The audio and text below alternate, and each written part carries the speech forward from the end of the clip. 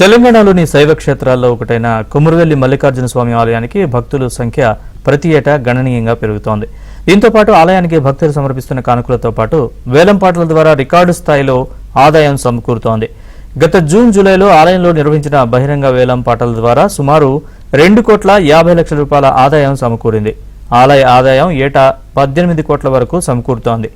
అలాగే ఆలయంలో నిర్వహించిన బహిరంగ వేలంలో స్వామివారికి రికార్డు స్థాయిలో ఆదాయం రావడంతో ఆలయ వర్గాలు ఆనందం వ్యక్తం చేస్తున్నాయి.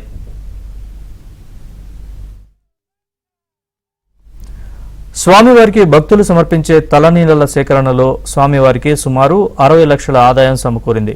అలాగే కొబ్బరికాయలు అమ్ముకునే హక్కు పొందడానికి 35 లక్షల రూపాయలు, కొబ్బరి ముక్కలు సేకరించే హక్కు పొందడానికి 38 లక్షలు, స్వామివారికి భక్తులు సమర్పించే వస్త్రాలు, ఒడిబియ్యం సేకరించుకునే హక్కు పొందడానికి 58 లక్షలు, మొబైల్ ఫోన్ భద్రపరిచే హక్కు పొందడానికి 20 లక్షలు, పాదరక్షలు భద్రపరిచే హక్కు పొందడానికి 13 లక్షలు రావడంతో సుమారు ఆలయానికి బహిరంగ వేలంపాట ద్వారానే 2,50,00,000 ఆదాయం సమకూరింది.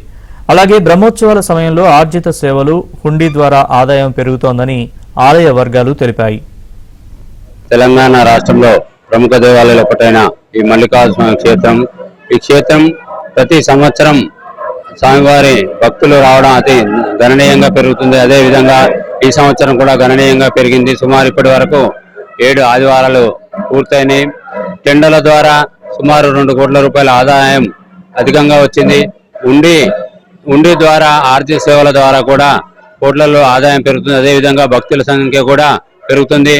ఈ రాష్ట్ర దేవాదాయ శాఖ మంత్రివర్యులు కొండ సురేఖ గారు ప్రత్యేక దృష్టి పెట్టి దేవాలయ సౌకర్యాల కొరకు నిధులు మంజూరు చేస్తున్నారు. అదేవిధంగా పొన్నం ప్రభాకర్ మంత్రివర్యులు, స్థానిక శాసనసభ ఇన్ఛార్జ్ జిల్లా ప్రదేశ్ కాంగ్రెస్ కమిటీ అధ్యక్షులు కొమ్మూరి ప్రతాప్ రెడ్డి గారు ప్రత్యేక శ్రద్ధ తీసుకొని దేవాలయంను అభివృద్ధి కొరకు అన్ని భక్తుల సౌకర్యాల కొరకు అన్ని ఏర్పాట్లు చేస్తున్నారు.